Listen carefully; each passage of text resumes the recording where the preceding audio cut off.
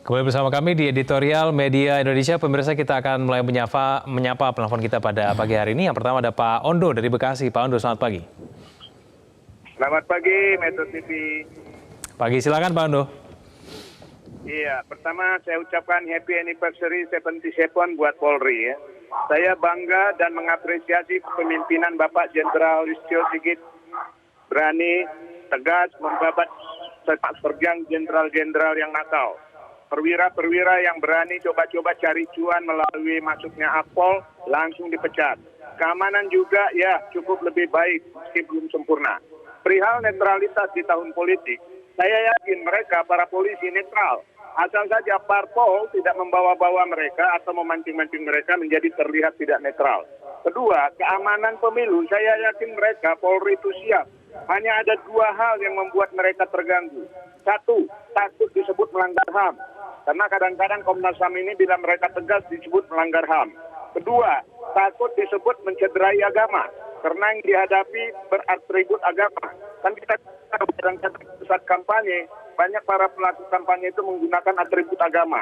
Bila terjadi keonaran, maka polisi akan berhati-hati. Terlihat akan tidak tegas karena dihadapi orang-orang yang beratribut agama. Jadi saya yakin di bawah pemimpinan Listio Sigit, polisi ini semakin maju ke depan. Sekian, terima kasih.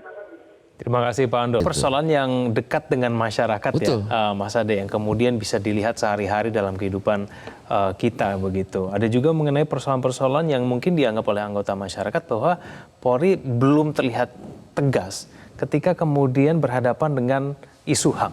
Yeah. Lalu kemudian juga mengenai norma-norma agama yang dirasa apabila Polri bertindak tegas maka dianggap melanggar norma-norma agama gitu. Ada beberapa kasus di mana kemudian terlihat Polri kurang tegas dalam hal-hal seperti itu. Nah, apakah memang persoalan-persoalan ini sebetulnya yang lebih banyak berperan sehingga kemudian tingkat kepercayaan kepada Polri ini belum sampai ke tingkat yang kita harapkan sebetulnya, Mas Ade? Saya kira ada dua hal ya menghadapi isu yang sensitif ya, isu HAM dan isu agama ya. Nah, ini upayanya adalah polisi ya, saya kira harus sering-sering menyampaikan bagaimana polisi itu harus polisi bertindak, SOP-nya seperti apa. Kemudian polisi juga mesti sering-sering juga berkomunikasi dengan Komnas HAM. Jangan sampai ada terjadi kejadian Komnas HAM bersuara ini pelanggaran HAM gitu. Yeah. Tetapi kalau misalnya ada satu kesepahaman antara kepolisian dengan Komnas HAM, ini juga bisa diatasi ketika terjadi suatu masalah. Kemudian terkait dengan ketika bersinggungan dengan kelompok-kelompok yang sering-sering memakai baju agama ya. Yeah.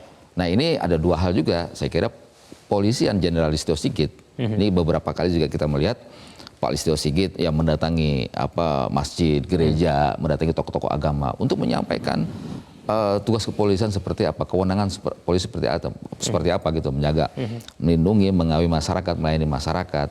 Ini saya kira dialog ini harus terus ditingkatkan. Polisi masuk pesantren udah benar tuh.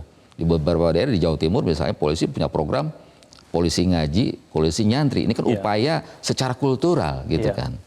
Dan banyak lagi yang saya kira harus dilakukan. Jadi ketika upaya kultural ini mendekati masyarakat, mendekati kelompok-kelompok agama, ini tampilkan polisi itu seperti apa kerjanya gitu. Dan sampaikan pula di situ kalau misalnya kelompok-kelompok yang berbaju agama bertindak anarkis, polisi tidak akan segan-segan menindaknya. Itu harus disampaikan juga. Gitu. Jadi upaya penindakan hukum, upaya kultural mendekati, berdialog dengan tokoh-tokoh masyarakat, tokoh-tokoh agama, itu harus dilakukan.